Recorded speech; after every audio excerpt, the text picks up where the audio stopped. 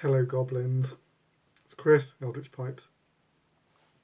I realised a little earlier on in the week that in the last video when I said that there might be a this week's pipe, there's not going to be. So the possible review video instead is the one that I'm doing. It's because the pipe that I'm in the middle of making is part of a 2-set commission, so it'll actually be in next week's this week's pipe, which will be this week's pipes, because I'll finally have more than one. So this week's pipe will be in next week's pipes.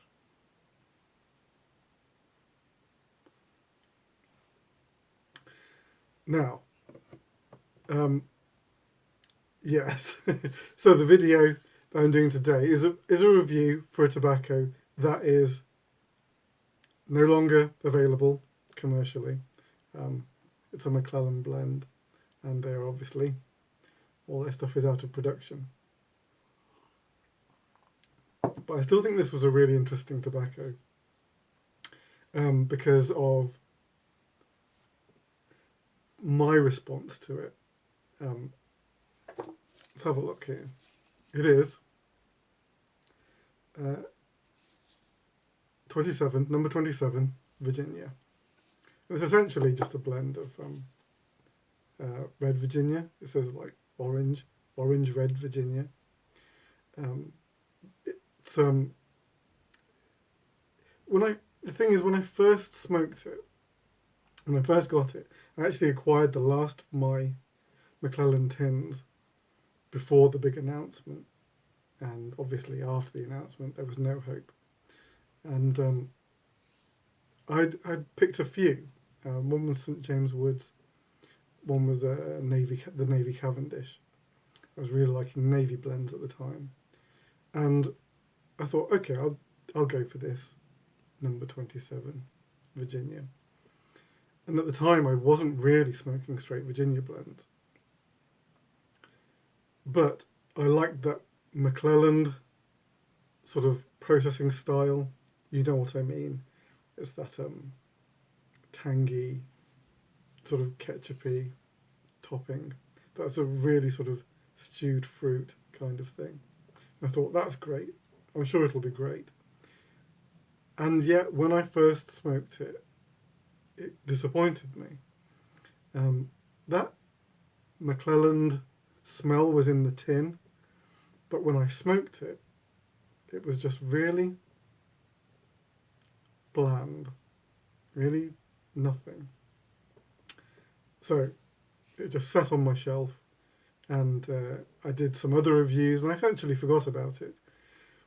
Now, last week, you may remember, I reviewed Visions of Celophaeus from C&D, part of the Lovecraft range, and man alive, that was a mistake. Well, maybe not a mistake, maybe an interesting point in the tobacco tasting journey.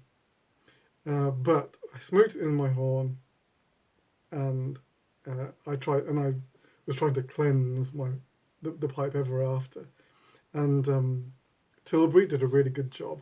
But I was also looking for other straight Virginia blends that I had.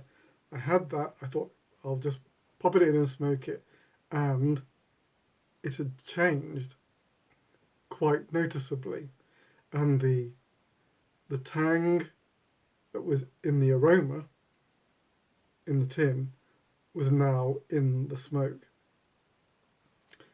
And so it's helped me sort of like do an exorcism on the Viking horn. Oh, I since found out, I had to look it up, but the topping on the Celophaeus was, it said grape wine. So I kind of got it. It was grape. My mind suddenly clicked and went, oh, it was grape. I think I was going like it's a funky vanilla, sort of like rotting caramel. I was reaching for all kinds of things, but it was this grape thing. And I thought, that's odd to stipulate grape wine. I mean, all wine is made from grapes. I mean, I know there's mead, which is honey, but we don't say mead wine, I don't think. Then I suppose you can have like plum wines and apricot wines, but that's not what we usually mean. The mainstay of wine, like 99% of wine, is grape. So to say grape wine, it's an odd distinction to make. Anyway, let's go back to this guy.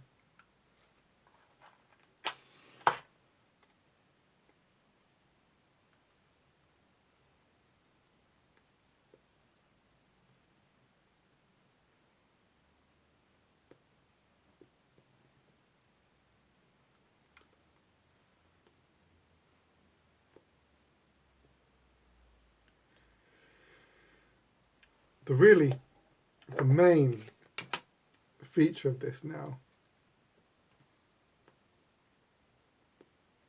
is that McClellend processing, and it's just really present. I don't know if you're familiar with McClellend star blends. This one's like a flake, a broken flake, quite thin, crumbles quite easily. I was actually quite pleased that this and the Navy Cavendish come in the flake form, because the tobacco lasts much longer in that format. It doesn't dry out as easily. On both my Navy Cavendish and this guy are just in the McClellend tins. They're not in any special jars.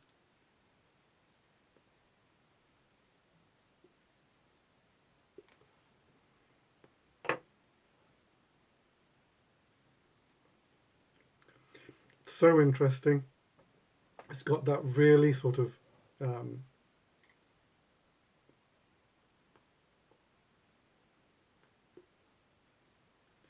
that top note of Virginia sweetness. You know it's that.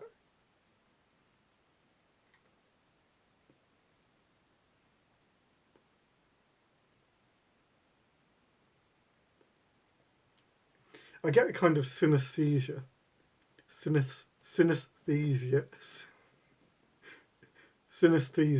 with that top Virginia sweetness, because it really weirdly reminds me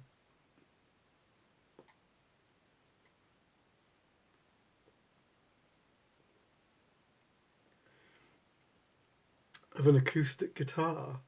That's a really crazy analogy to make, but it has this hollow quality to it.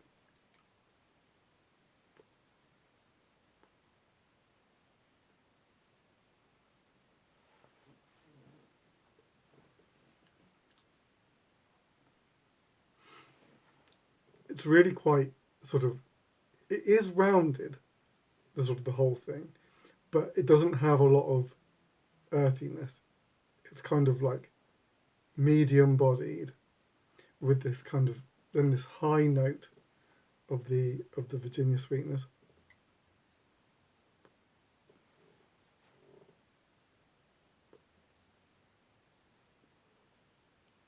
And then the McClellend processing is just giving you this kind of like fruity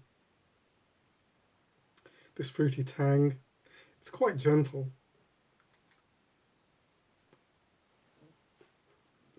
But it adds that really important dimension that a lot of other straight Virginias might lack.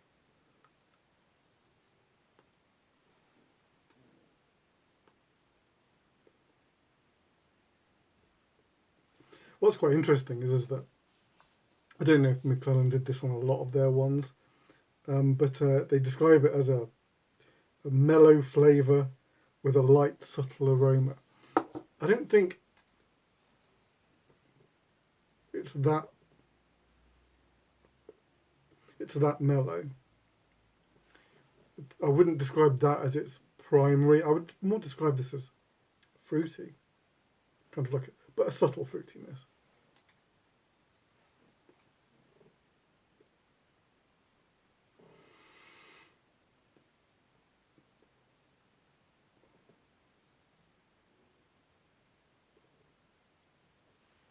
don't know what you guys do with your flakes, but with these guys, I really rub them out really well, just because it burns better.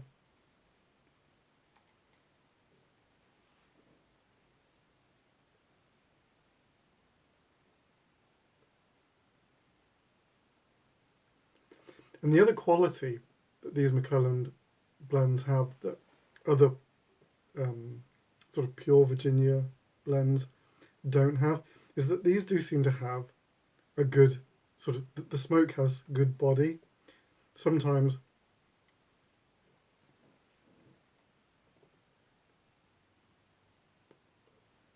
with a lot of them, you feel like you're smoking hot air.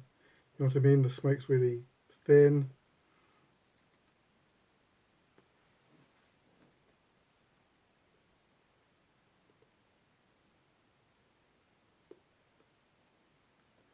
But this guy kind of like chugs along really nicely.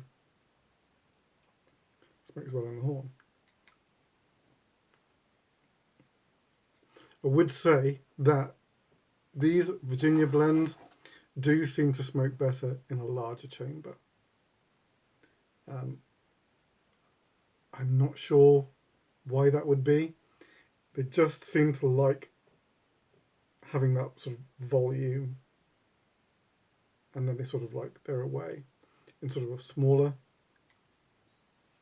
Or what I was smoking the other day, I was smoking the Tilbury and the Acorn, and it was okay. I was smoking in it because it's my work pipe and I was working.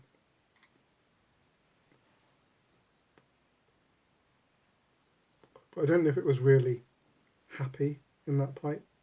I think it would be happy in this guy.